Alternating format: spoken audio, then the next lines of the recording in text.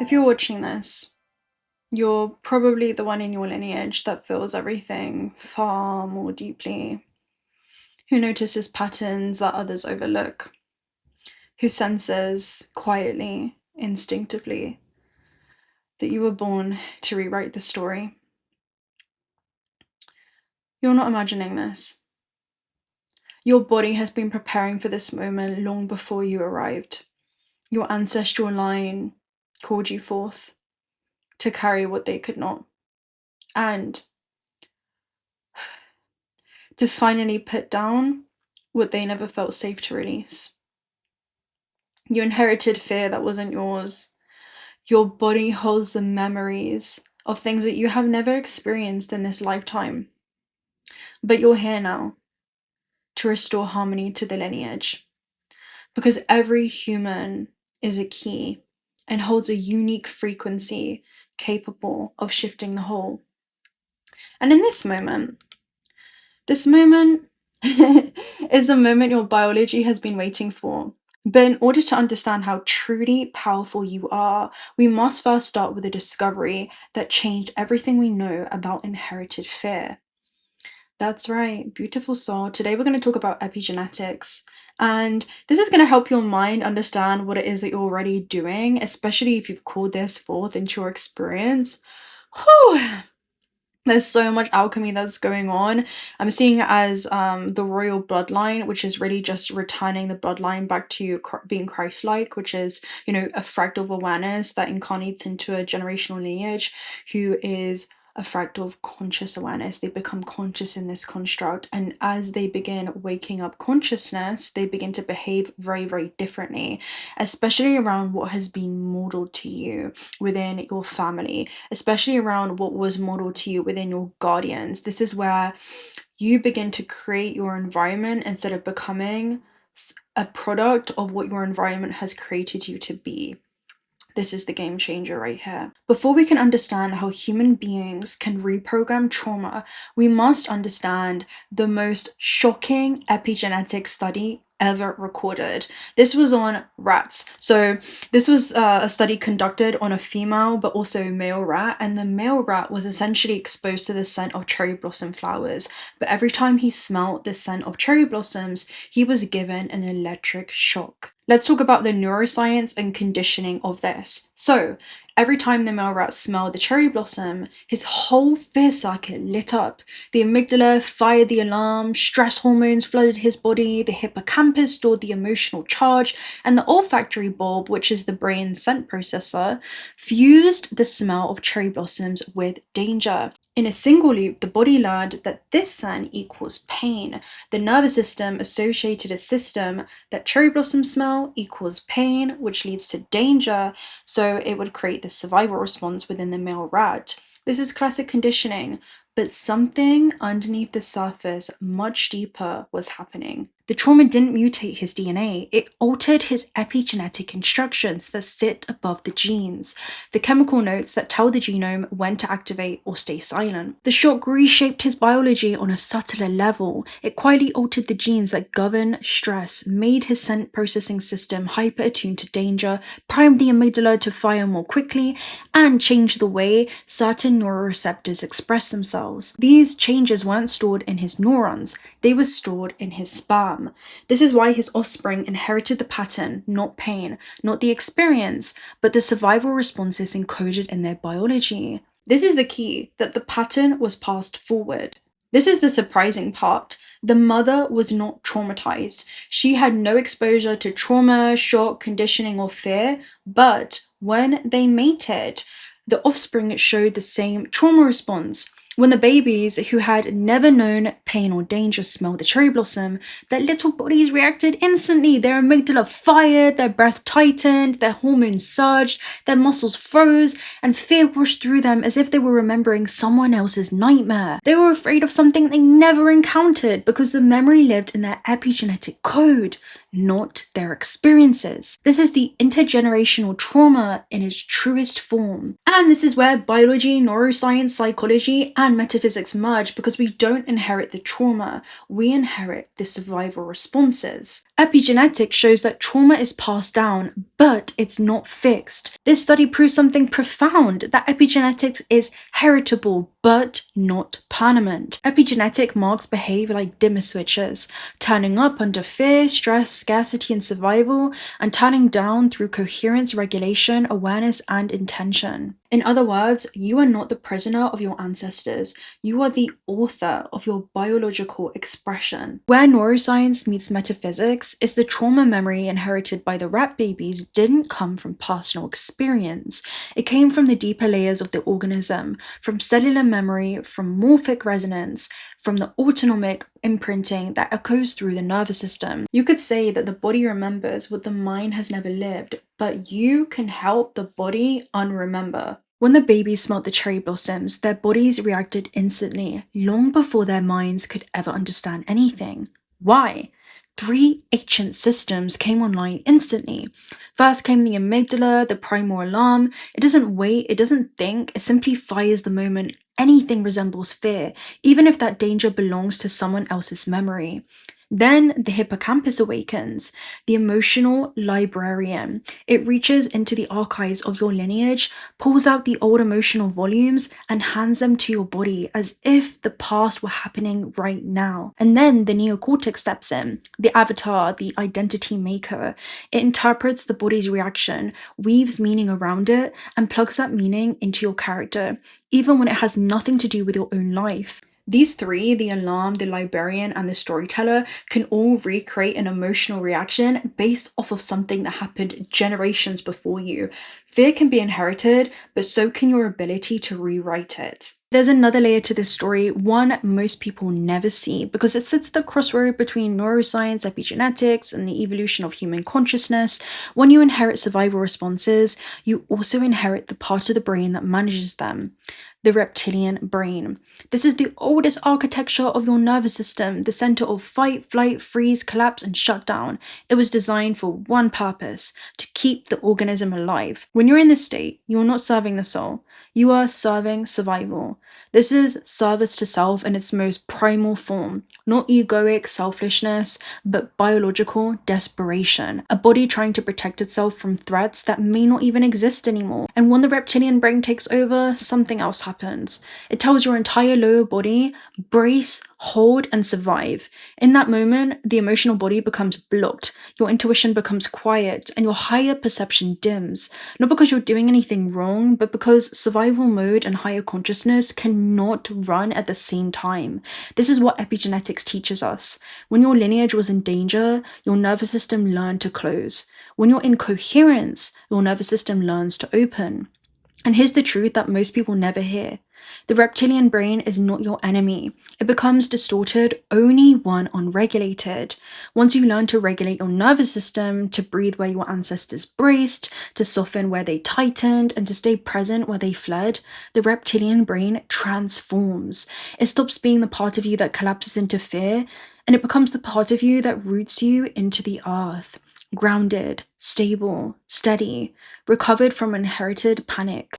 In this regulated state, the reptilian brain rises into its higher expression, discernment. Not fear-based discernment, but sovereign discernment.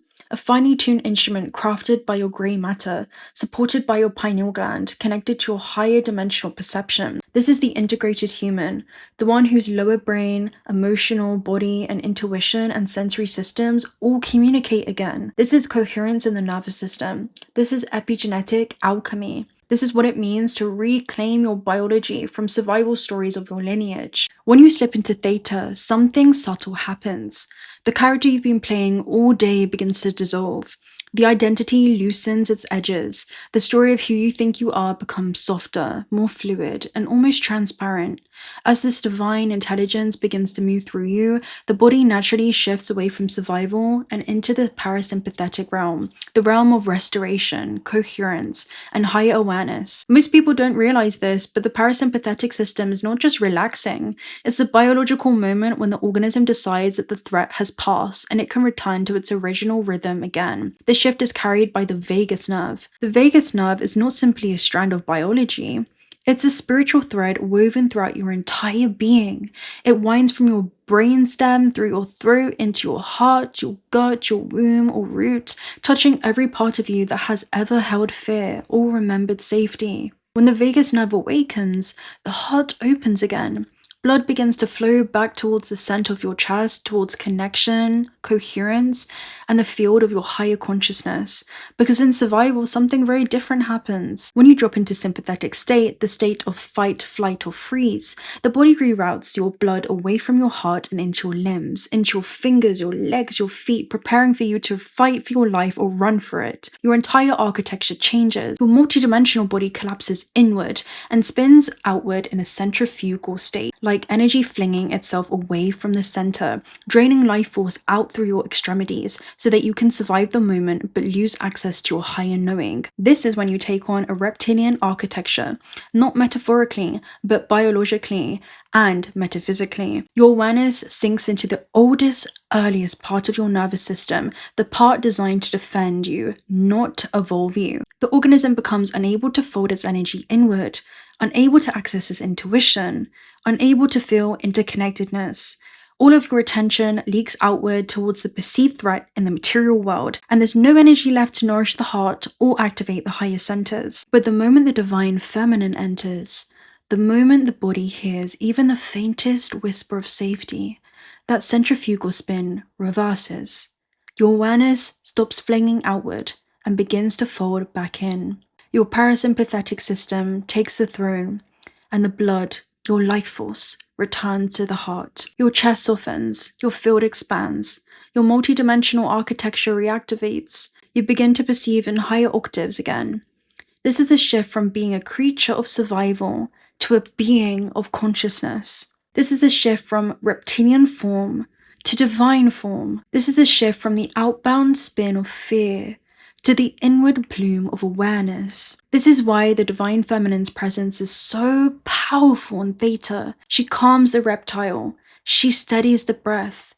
She quiets the alarm. She brings the body back into a state where you can finally feel the truth. You can let go now. It's safe. And in that safety, your nervous system reorganizes, your heart awakens, your intuition returns, and the architecture of your higher consciousness becomes available again. From here, the organism is ready to be retrained, emotionally, biologically, spiritually, into a new pattern, a new coherence, a new reality. You are not what happened before you. You're what happens next. Your body is remembering you, your lineage is listening, and your future self is already thanking you.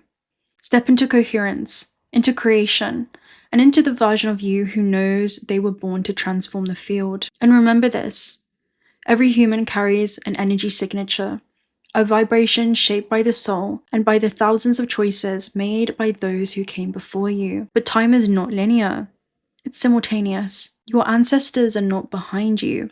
Their fractals move through you now, woven into your genetic data, echoing through your emotional responses, waiting for you to shift the frequency. When you change your state, you change the lineage.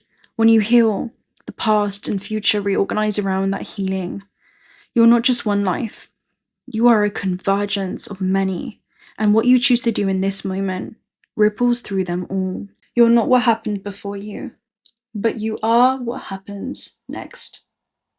So, I hope that you guys enjoyed that teaching on epigenetics. If you're new to it, a lot of you are familiar with it, and if you're not, mentally you definitely are. When it comes to you being an alchemist, this is something that you're doing anyway, but it can help you begin to articulate and understand on a mental plane what it is that you already know and your soul already knows how to navigate. So I am going to do a closing out message for you just because I want this to hold its own. So I definitely want to do, well, we have DNA. We can talk about DNA in this deck, but I'm going to pull one of the Cosmos Oracle messages for you. I mean, if you've made it here, this is going to be a confined telescope, right? Telescope talks about seeing something that you wouldn't be able to see without this kind of vision. And this vision comes from the lens of the soul. I'm going to go ahead and read the telescope for you because you have proton. Proton talks about an electrically charged energy, but it's a positive charge. And actually, proton talks about it's the Greek word for the fast to do something. So actually this is very this is very interesting. I'm gonna go ahead and read it for you. So you are the fast to do something within your bloodline. TTT. I'm hearing even to sit with this, the telescope, intuition, making, and zoom in. This is increased vision, right? So we're a part of a channel that goes both up and down with the same interplanetary importance. A microscope and a telescope are tools which prevent us from missing out on the micro and the macro, but they're not necessary for our cosmic consciousness, which can be achieved without limitations or external objects. However, we can achieve cosmic consciousness without the need for external objects. The telescope refers to the object that we are able to use as a tool to see further than the human eye can, in order to capture the display of celestial bodies. I'm seeing this as celestial bodies of your whole one body of consciousness, like your whole lineage, and then being interconnected, and that's what you can see from the lens of the soul, like again, the fractal expressions. So this card refers to the inner telescope, the mental power to see beyond what our physical eyes are able to. You know that there are planets out there and we're unable to see them, and there's others that we can see thanks to a telescope. We know that there are energies around us, and if we use our inner telescope effectively, we're able to see them too. Now let me go ahead and read proton for you. Ooh, this is a powerful one. It's very, very powerful. And yeah, if you're watching up until this point, thank you. You know, thank you for taking the time to understand yourself, understand something that is such a fundamental layer of this reality, that most people don't know, surprisingly. So the fundamental of the nucleus, going directly from the small to the large with total positivity, from the Greek for fast. Again, it's a positive electrical charge, forms a fundamental part of all atoms.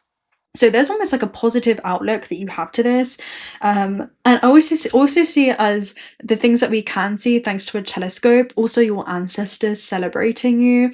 I'm seeing that as well, because you're doing something that they never got to. Again, it's like you're carrying something that they were never able to, but you're also putting down what they never felt safe to you, what they never had the safety to.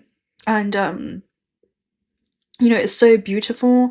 Like if you're here and you're watching this to this point and you're doing this work of self-awareness, and you're seeing what your body is speaking to you, and what your ancestors are telling you through the emotions that are rising and the sensations, there's just a deep immense of gratitude, you know, because the work that you're doing on your own subjective journey is making a huge difference in the collective field. And this is such a sacred space where I feel like it's a safe container, and also a potent and concentrated container for the souls that do come into this space, and they're actively doing that work and embodiment. It's just so beautiful to tune in to within the field. But you're the first, literally, the Greek is the first to do something. So let me do a reading for you.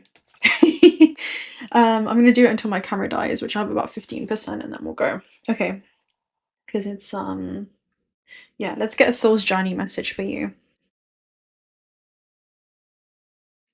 Right, we have love. I commit to the practice of seeing the good in all things. Again, you are someone that has this level of, you know,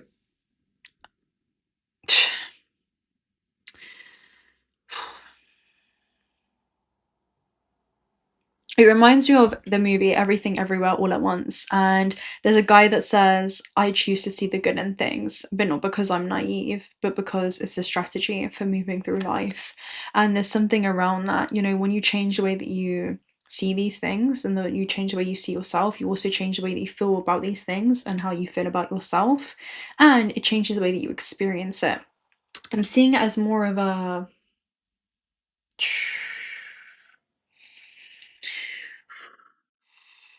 It reminds me of my first ever ceremony, where you heal 8 generations before you, but then also 8 generations after. There is this network or grid where, you know, your ancestors are ascending through you, they're learning through you. It's so sacred because it's like ancient beings, right? There's this ancient energy to it, but they're learning something new and they're becoming children once again. Have you ever seen those ugly meme cries where it's like, "Meow"? That's literally what I feel like right now, but from the most beautiful place. I only cry from gratitude these days. But this is just so you are so beautiful. Like, this energy actually has me tearing up. Let me go ahead and read this. Love. It's unconditional love. I think that's what I do. I usually just laugh and try to bring joy to the dense energy. Okay, so I commit to the practice of seeing the good in all things. You are love, it's your inherent vibration. The obstacles and challenges of the physical dimension attempt to trick you into thinking that there are other ways to view life. But there's only one way that's natural to your being: love. This card simply reminds you that your soul is made of God's pure, divine, vibrational force of love, and that you need to bring this awareness to bear on every aspect of your life and being. Love is a healing energy. All anxiety and drama cannot exist in the aura of love. Most souls come back upon this earth to learn, accept, and utilize this harmonic force, and to see its effect upon their lives. It's your time to remind others of the strength of their own power of God, and to assist them in knowing fully that love is the most powerful element in the universe. It builds, fortifies, and strengthens even the most lost person. I'm literally seeing that as it's the most abundant element in the universe. You know, it's like hydrogen, but it's the most unified element in the universe. When we live in the power of love, then and only then will we know truth. True love is the spiritual link between us and God. It will guide our footsteps through the conflict of the material world and will cleanse our hearts of unwanted facets of the human personality. Ooh-wee. So this is also generational strengths that you're also recovering, because as you clear up that density within your bloodline, it's a contraction of DNA. You can think about it as like a slinky, right? When you like contract a slinky, it's actually compressed. You can think about it as like vibrational energies that are self-organized, like thoughts or emotions of judgment, fear, hatred, resentment, sorrow, grief, regret. It like pushes the slinky down. But as you begin to change your relationship with unconditional acceptance and love, you actually begin to alchemize that, right? You turn, for example, judgment into acceptance. You turn fear into love. You turn, also, oh, I got low battery. Okay, you also turn, you turn. What other example can I give? Really, everything can be alchemized with acceptance. Okay, that's going to be the neutralizing factor. That's the way that I see it. And then you begin to come into that, gratitude also. And I'm just seeing that. And as you begin to expand the DNA, there's actually things within these different vortices that you're able to recover within these dimensional planes. It's like different gifts from the bloodline that you're able to pull forward. Things that hadn't been expressed before because you hadn't been able to access them through that fear state. So that's what I'm seeing. It's like the DNA begins to expand, and that also comes with the recovery of many ancestral gifts. So with that, I'll read DNA for you, and then I'm going to love and leave you right there. So DNA, this is going to be like the fundamental aspect, because the DNA is literally what stores everything. Okay, so it connects us with the hereditary information, and in turn the transmission of this information. There are ancestral patterns traveling through the quantum field towards us to reveal something from our own lineage or someone. This can show itself in a positive way, such as the ability to channel a hidden gift and talents in the family. I'm seeing it as that, almost like, here, child of light, this is what has always been yours, but I didn't have the courage to use it. You can carry it, and you can put down the fear that I carried that made me believe it was unsafe to show or reveal this to the world. That's what I'm seeing happen. Okay, so this can show itself in positive ways, such as the ability to channel a hidden gift, talents of the family, or those who have not been able to have it shown before, as well as the repetition of patterns that must be healed as they travel towards the come to the light. Connect with your inner self by taking 3 deep breaths. You will then feel the information that needs to be healed come from your heart. It is something which makes you, if it's something that makes you feel bad, cutting the pattern is the way to heal or transform it. If you feel energy that comes with demonstrable gifts, enjoy the qualities that are given to you. as you bring forward the wisdom of your lineage. Cellular memory consists of information which is stored in our bodies, emotional, spiritual energy. All life experiences, whether we remember them or not, leave a record in the cellular memory. This is how our body stores experiences that we have not lived, and it also connects us with the information that we've received from our ancestors. So I'm seeing it as sacred information in which you're also going to be receiving. But it's even because you are your ancestors, you're composed up of the cells from your ancestors. I can keep going on about this all day, but you are essentially also all versions of yourself that have come before you, right? So this is also coming with the ability to actually retrieve parallel life gifts or past life gifts and actually utilize them in this lifetime in a way that, maybe you never even got to. So as you show up for yourself differently in this life, you also show up for all those versions that have come before. Whew. So, right. I'm gonna love and leave you right there. If you're not already subscribed to the channel and you've summoned this video into your experience, please subscribe. We would love to have you around. Personal reading details also down below. Also check out Spirit if you're looking for some high quality AAA grade jewelry. Small family owned business that handcraft these beautiful gemstones. $1 of the proceeds are donated towards otter sanctuaries. And I'm gonna leave you there. Thank you so much for making it up into this point and for doing what it is that you're doing. And until next time, bye. I'm hearing you're an inspiration. Okay.